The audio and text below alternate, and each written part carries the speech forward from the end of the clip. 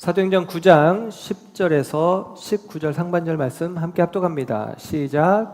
그때에 다메섹에 아나니아라 하는 제자가 있더니 주께서 환난 중에 불러 이르시되 아나니아야 하시거늘 대답하되 주여 내가 여기 있나이다 하니 주께서 이르시되 일어나 집 가라 하는 거리로 가서 유다의 집에서 5 사울이라 하는 사람을 찾으라. 그가 기도하는 중이니라. 그가 아나니아라 하는 사람이 들어와서 자기에게 안수하여 다시 보게 하는 것을 보았느니라 하시거늘 아나니아가 대답하되 주여 이 사람에 대하여 내가 여러 사람에게 듣사온즉 그가 예루살렘에서 주의 성도에게 적지 않은 해를 끼쳤다 하더니 여기서도 주의 이름을 부르는 모든 사람을 결박할 권한을 대제사장들에게서 받았나이다 하거늘 주께서 이르시되 가라. 이 사람은 내 이름을 이방인과 임금들과 이스라엘 자손들에게 전하기 위하여 택한 나의 그릇이라.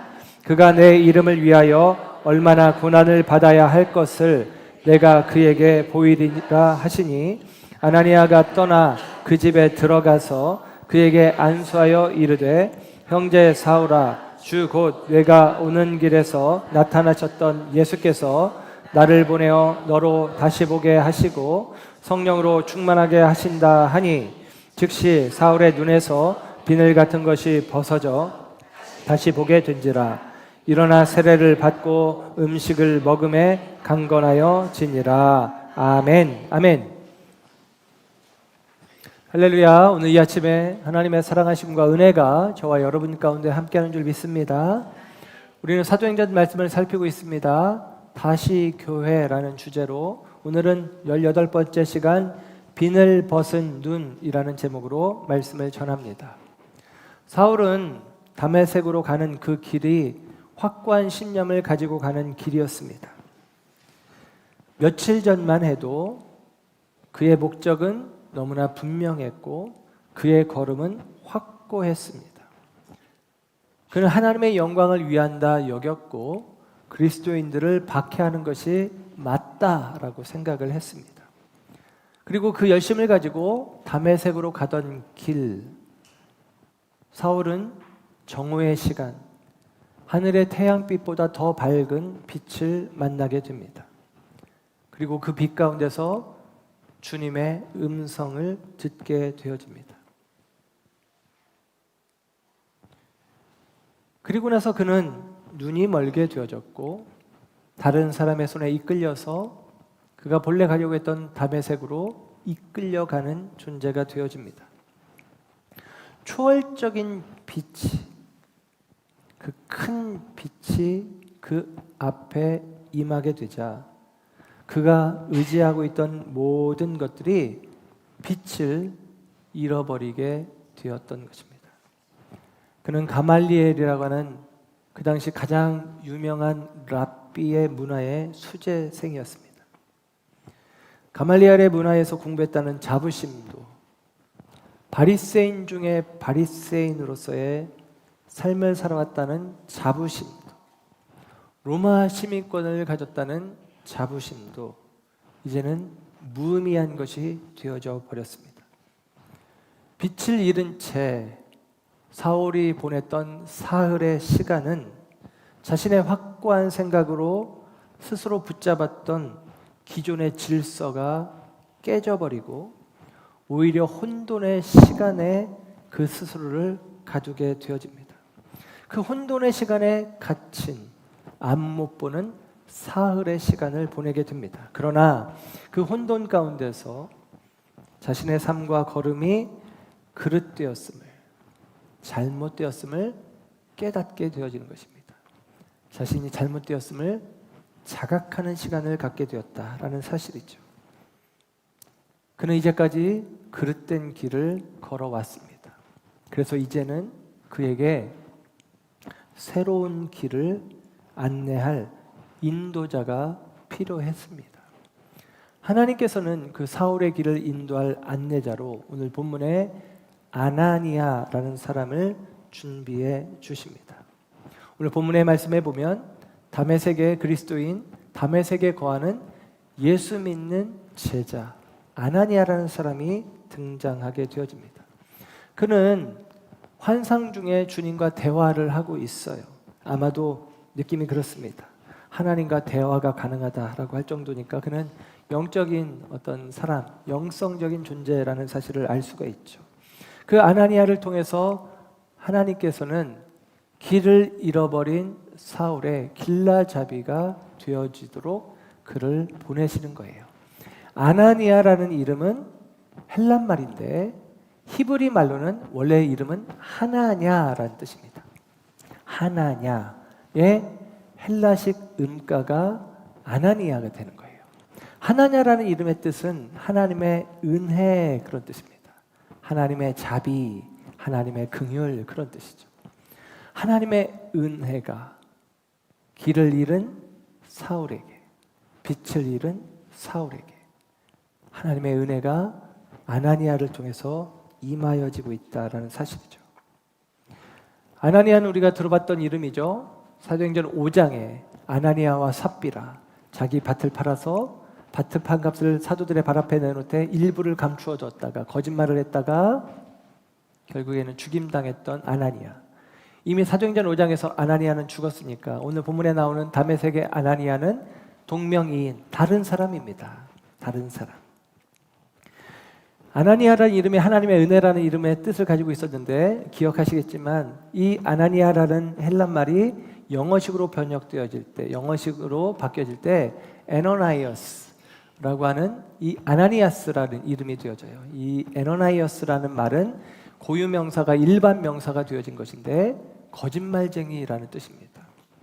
하나님의 은혜라는 이름을 가지고 있는 인생이 그릇된 삶을 살 때 거짓말쟁이라는 그릇된 평가를 듣게 되는 것이죠. 그러나 오늘 본문에 나오는 아나니아는 사도행전 5장에 나오는 아나니아와는 다른 사람입니다. 그는 하나님의 부르심에 응답하고 하나님의 명령에 순종하며 하나님의 은혜를 은혜되게 하는 사람이었음을 볼 수가 있습니다. 하나님께서 그 아나니아를 오늘 본문의 말씀을 보면 사울에게 보내고 있다라고 하는 사실이죠. 그러면서 사울은 내가 택한 자다라고 이야기를 해요. 아나니아의 입장에서는 이 말이 불편합니다. 왜 하필이면 하나님께서 사울을 택하셨을까라는 생각을 할 수밖에 없죠. 하나님의 택하심입니다. 우리가 택한 것이 아니라 하나님이 택하는 것이죠.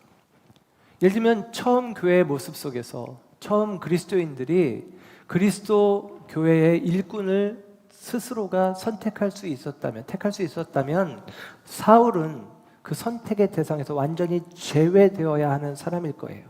그런데 하나님은 당신의 택하심으로 사울을 부르시고 사울을 새롭게 변화시키며 사울을 통해서 하나님의 일을 이루어 가십니다. 요한복음 15장 16절은 성경이 이렇게 이야기합니다. 너희가 나를 택한 것이 아니요 내가 너희를 택하여 세웠나니. 우리가 하나님을 택한 것도 아니고 하나님이 우리를 택한 것이죠. 그리고 그 하나님의 택하심에는 우리가 알 수 없는 하나님의 뜻과 이유가 있습니다. 이 택했다라는 말은 신학적인 용어로는 하나님의 예정하심이라는 말로 이야기해요. 하나님이 예정하셨다. 하나님이 미리 정하신 자들을 부르시는 것이죠. 그런데 이 부르심은 우리가 일반적인 구원을 대상으로 한 부르심이라기보다는 하나님의 특별한 사명을 위한 부르심으로 여기는 게 더 좋습니다. 분명한 것은 하나님께서는 우리가 보는 것과 다른 것을 보시는데 우리는 과거와 현재를 통해서 누군가를 판단하죠. 그러나 하나님께서는 과거와 현재와 미래를 한눈에 보시는 예지의 능력이 있으신 분입니다. 하나님은 과거와 현재를 통해서만이 아니라 미래를 보는 눈이 있단 말이에요. 우리 입장에서는 오늘 본문의 아나니아는 하나님의 사울을 향한 택하심에 대한 불편한 마음을 여지없이 표현합니다. 오늘 13절과 14절의 말씀을 보면 아나니아가 하나님께 대답합니다. 주님, 이 사람에 대해서 내가 여러 사람에게 들었는데 그는 예루살렘에 있는 성도들을 그리스도인들을 박해하던 자라고 하고 오늘 여기에 온 것, 이 다메섹에 올 때에도 대제사장에게 예수 믿는 자를 체포할 수 있는 권리증을 가지고 우리를 결박하려고 오는 자라고 하는데 왜 그입니까? 라는 생각이 드는 거죠. 그가 예수 믿는 자를 박해하던 자요.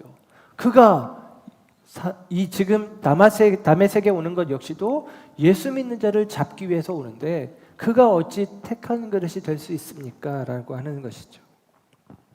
그러나 여러분, 주님께서는 이미 말씀드린 대로 어제와 오늘을 보시고 그를 평가하여 이야기하시는 것이 아니라 어제와 오늘뿐만 아니라 내일의 사울을 보시고 그를 사용하신다라는 사실이죠.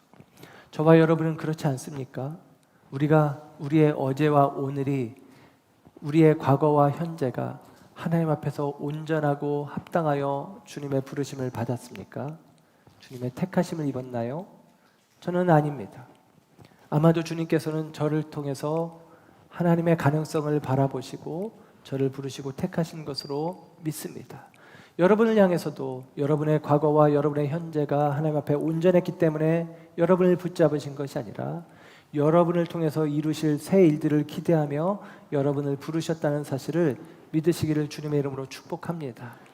사람들의 입장에서는 그 당시에 예수님이 믿지 않는 자들에게 건축자의 버린 돌이 되어서 버려졌지만 하나님께서 그 예수님을 집 모퉁이의 머릿돌이 되게 하신 것처럼 교회의 입장에서 보면 사울은 마땅히 버려야 할 모난 돌에 불과했지만 하나님께서는 그 사울을 통해서 기독교 역사에, 선교 역사에 놀라운 초석이 되게 만드셨다라는 사실입니다.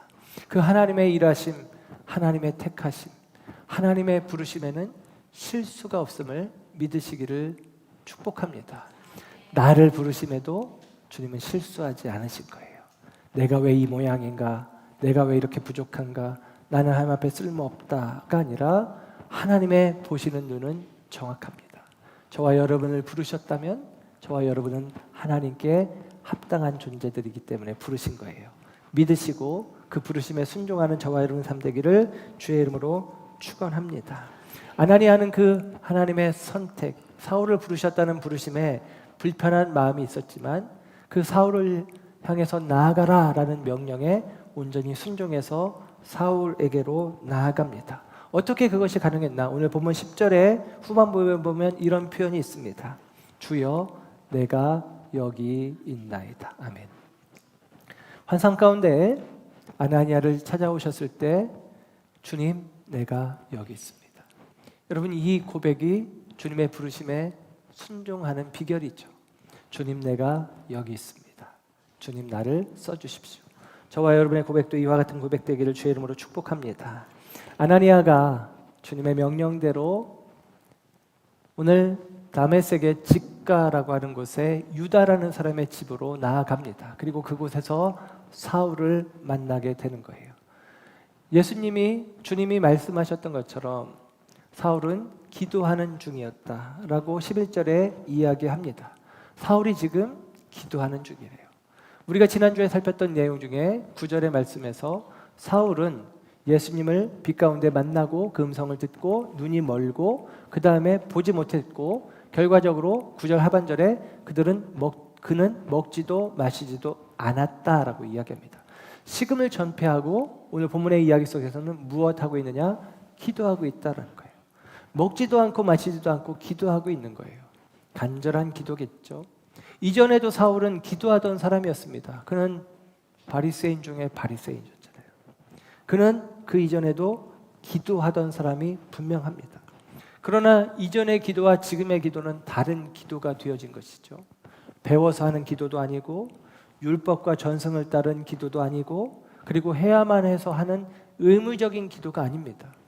그 인생에 혼돈이 찾아오고 그리고 그 기존에 생각했던 질서가 무너지면서 혼돈이 찾아왔을 때 그는 하나님을 향해서 프로슈크마이 구하는 기도를 합니다.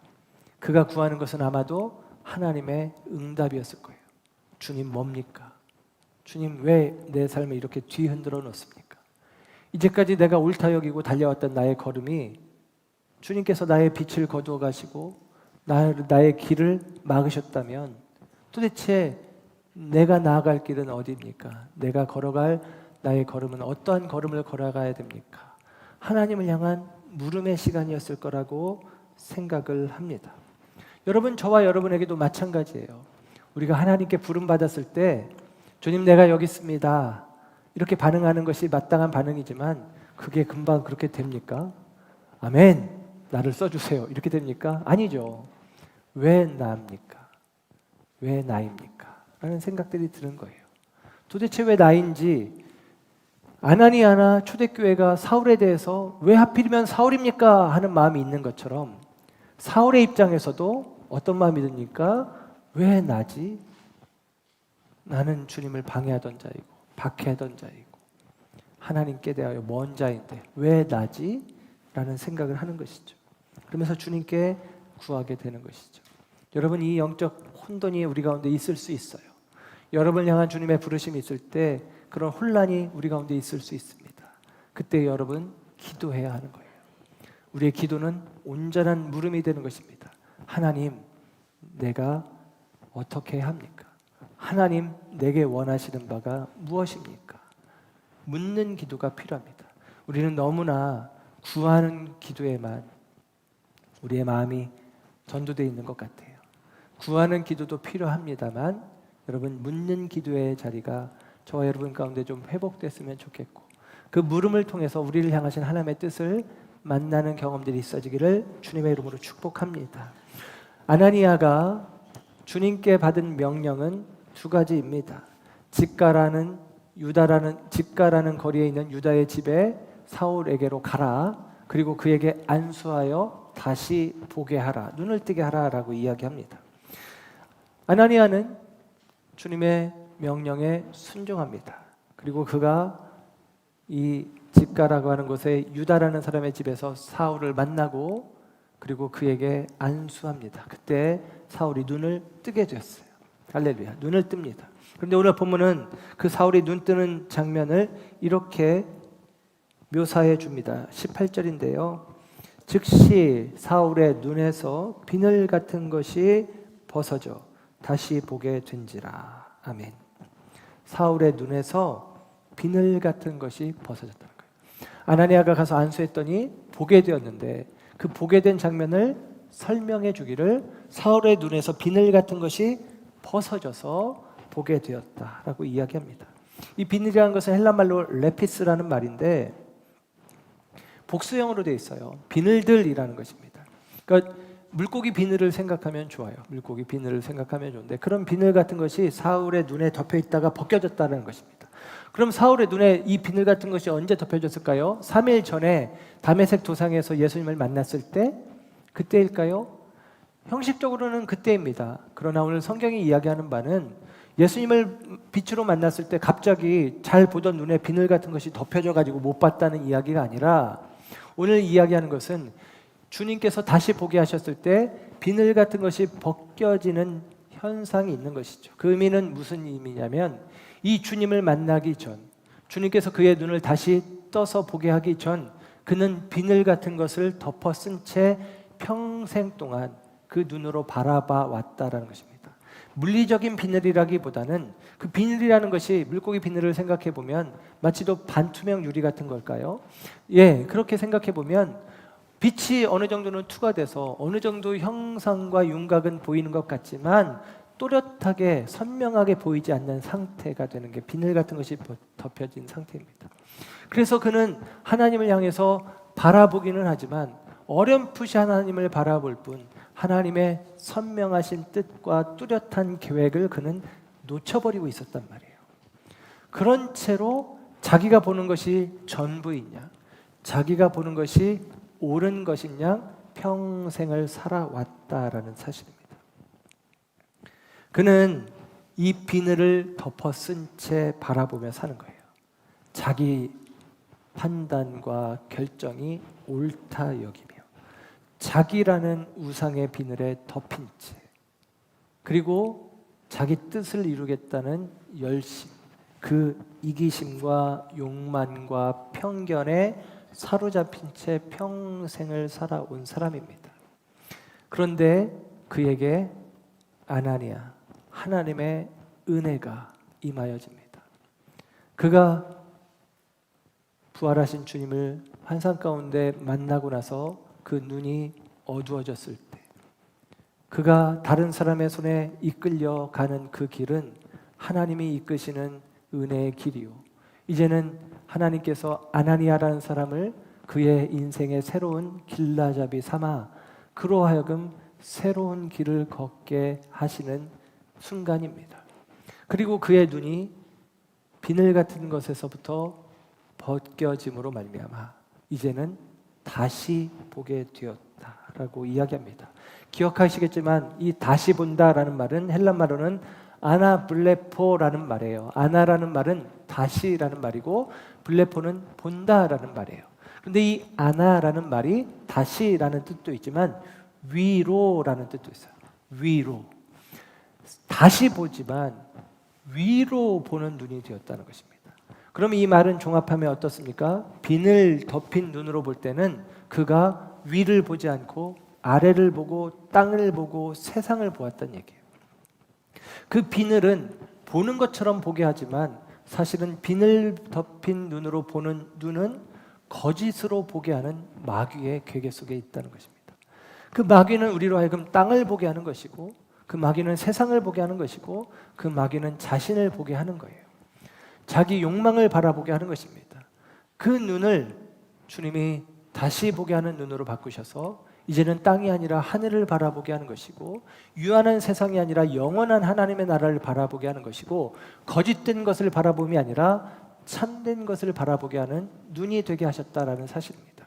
저와 여러분 역시도 이 비늘 벗은 눈으로 오늘 주님을 바라보며 비늘 벗은 눈으로 저와 여러분의 삶을 다시 재조명하여 바라보며 이 비늘 벗은 눈으로 저와 여러분을 향한, 우리 교회 이름이 비전교회인데 하나님께서 저와 여러분에게 새로운 비전의 눈을 허락하신 줄로 믿으시기를 주의 이름으로 축복합니다. 다시 보는 거예요. 위를 바라보는 거예요. 위를 바라보니 이제 사울의 생각이 바뀌어집니다. 예수님이 그리스도인 게 인정되는 것이고, 예수님이 하나님의 아들이심이 고백되어지는 것입니다. 그리고 그 예수님을 박해하는, 방해하는 인생이 아니라 예수님을 인정하고 예수님을 위하여 살아가는 삶으로 바뀌어지는 것을 봅니다. 그가 다시 보게 되었고, 오늘 본문 17절은 이야기하기를 그가 다시 보게 되었고 또한 그가 성령으로 충만하게 되었다라고 이야기해요. 여러분, 성령으로 충만하게 되었다는 것도 똑같습니다. 성령 충만은 자아 충만의 반대라고 보면 돼요. 이전에는 옛 자아가 이 안에 가득했는데 성령이 이 자리를 차지하고 나니 내 자아는, 옛 자아는, 그릇된 자아는 물러나는 것이죠. 이제는 자아를 벗고 위를 바라보고 주님을 위해, 나를 위한 삶이 아니라 주님을 위한 삶으로 바뀌어질 때 그게 곧 성령 충만한 삶이 되어지는 것입니다. 그 성령 충만의 은혜가 우리 가운데 있기를 주의 이름으로 축복합니다. 하나님께서 오늘 사울의 눈을 새롭게 하시는 것처럼 마가복음 10장에 보면 예수님께서 바디메오라는 사람의 맹인의 눈을 뜨게 하시는 장면이 나옵니다. 바디메오는 원래 이름이 아니에요. 바디메오는 디메오라는 사람의 아들이라는 뜻입니다. 아들, 디메오. 디메오의 아들. 그러니까 이 사람의 이름이 뭔지도 몰라요. 그냥 디메오의 아들이에요. 그런데 그가 눈이 멀었어요. 그런데 그가 예수님을 만나게 됩니다. 그리고 예수님께 구하죠. 그랬더니 예수님 말씀하십니다. 내가 너에게 어떻게 해주길 원하느냐? 주님, 다시 보기를 원합니다. 다시 보기를 원합니다. 그래서 다시 보게 되었어요. 그 이전에 그는 디메오의 아들로 살았는데, 디메오라는 말의 뜻은 명예, 그 이름이 높다, 그런 뜻이에요. 명예로운 자의 아들이었지만 그는 맹인이 되어서 그 모든 명예가 아닌 부끄러움 속에, 그리고 사람들의 측은지심 속에 살아가야 되는, 우리 시로 표현하면 거지의 모습이었습니다. 그러나 다시 보게 되었을 때 그는 그 잃어버린 이름을 회복하는 것이죠. 명예의 아들이 되어지는 것입니다. 사랑하는 여러분, 저와 여러분도 마찬가지죠. 주님께서 우리를 새롭게 하셔야만 우리가 하나님의 백성으로서 하나님의 형상으로서의 그 생명된 명예를 잃어버린 채 살아갔던 그릇되게 헛되게 그리고 하늘이 아닌 땅을 바라보며 살아갔던 우리의 인생을 주님께서 다시 보게 하시고 위로 보게 하시고 새롭게 보게 하시는 그 은혜가 오늘 저와 여러분 가운데 있음을 믿으시기를 주님의 이름으로 축원합니다. 신학자 로타르 제네티라고 하는 이 독일의 신학자인데요. 이분이 이 바디메오의 이야기를 주석을 하면서 이런 이야기를 합니다. 희망으로 살아가는 사람은 멀리 바라본다. 사랑으로 살아가는 사람은 더 깊이 바라본다. 신앙으로 살아가는 사람은 모든 것을 다른 빛에서 바라본다. 그럽니다. 여러분, 희망으로 멀리 바라보십시오. 사랑으로 깊이 바라보십시오. 그러나 그것보다 더하여 신앙 안에서, 믿음 안에서 새로운 빛으로 바라보는 새 사람들 되기를, 그 빛 안에서 새 일을 행하시는 하나님을 만나는 귀한 은혜가 있기를 주님의 이름으로 축원합니다. 오늘 사울은 주님께서 그로 하여금 눈 떠 다시 보게 하였을 때 기꺼이 일어나 세례를 받았다라고 18절에 기록합니다. 세례를 받았다는 얘기는 우리 식으로 표현하면 우리의 옛 자아를 포기하고 새로운 그리스도의 사람으로 서기를 결단하는 것이죠. 그리스도의 연합이 오늘 사울에게 있습니다. 그는 이제 옛사람이 아닌 새 사람으로 살아가기를 주님 앞에서 결단합니다. 그와 같은 은혜가 우리 가운데도 있는 것이고, 오늘 결론적으로 여러분에게 말씀드리고 싶은 것은 오늘 유다의 집에서 사울이 아나니아의 안수를 통해서 다시 보게 되어집니다. 그런데 그 집을 소개하면서 오늘 성경은 부연 설명하기를 다메섹의 직가라 하는 거리로 가서 그렇게 이야기해요. 11절의 표현입니다. 다메섹의 직가라는 거리가 있어요. 직가는 고들직, 거리가, 곧게 뻗은 길이라는 말이에요. 실제로 지금의 다마스커스에 가면 1.6km 정도로 동서로 곧게 뻗은 길이 있습니다. 2000년 전에 그렇게 길게 곧게 뻗은 길이 사실 없거든요. 사울의 입장에서 이야기한다면 사울은 다소 출신이었고 예루살렘에 와서 이제 살았습니다. 그 예루살렘 길은 구시가지를 보면 곧게 뻗은 길이 없어요. 굽이굽이 골목길입니다. 그런데 사울이 어쩌면 그가 이제까지 그 인생 가운데 걸어온 길은 그 나름대로 열심히 달려온 길이지만 어그러지고 뒤틀리고 굴절된 길이었을지 모릅니다. 그러나 그가 이제 주님께서 아나니아를 통해서 안수하여 다시 보게 하셨을 때 그가 처음 문을 열고 나와서 바라본 길은 곧게 뻗은 길인 거예요. 너무나도 곧게 뻗어 있는 그 길을 보게 되는 것입니다. 사울은 그가 다시 보되 곧게 뻗은 길을 보고 이 곧은 길을 향해서 새로운 걸음을 걷게 되어지는 것이죠. 그런데 재밌는 사실은 사울이 걷게 되는 새로운 길은 다름 아니라 고난의 길이라고 이야기합니다. 16절 말씀을 볼까요? 그가 내 이름을 위하여 얼마나 고난을 받아야 할 것을 내가 그에게 보이리라. 주님께서 사울로 하여금 다시 보게 하시는데 사울이 다시 보는 자신의 삶의 여정의 길은 주님을 위해 고난받는 길이라는 것입니다. 왜 주님께서는 사울을 사랑하시고 사울을 택하셔서 그를 긍휼 베푸셔서 그를 하나님의 은혜로 부르셨는데 왜 고난의 길을 가게 하시나? 사울 네가 한 대로 당해봐 이겁니까? 너 예수 믿는 자들 박해했지. 너 스데반 네가 죽였지. 박해했지. 너도 한번 당해봐라 이놈. 그래서 고난을 주시는 것입니까? 그게 아니라는 사실을 우리는 너무나 잘 압니다. 그럴 리는 없죠. 그것은 아닙니다. 그럼에도 불구하고 사울이 앞으로 걷게 되는 길은 고난의 길이에요. 우리가 생각하기에는, 세상이 보기에는 고난의 길이 굽은 길이고 고난의 길이 어그러진 길이고 고난의 길이 인생이 뒤틀려버린 결과처럼 여겨집니다. 그러나 주님께서는 그 고난의 길이 우리 앞에 놓여 있고 그 길이 하나님을 향하여 마치도 곧게 뻗은 길과 같다라고 이야기하는 것입니다. 비늘이 벗겨져서 다시 보게 되었습니다. 비늘이 벗겨져서 위를 보게 되었습니다. 위를 볼 때에 사울이 바라보는 바는 부활하신 예수님입니다.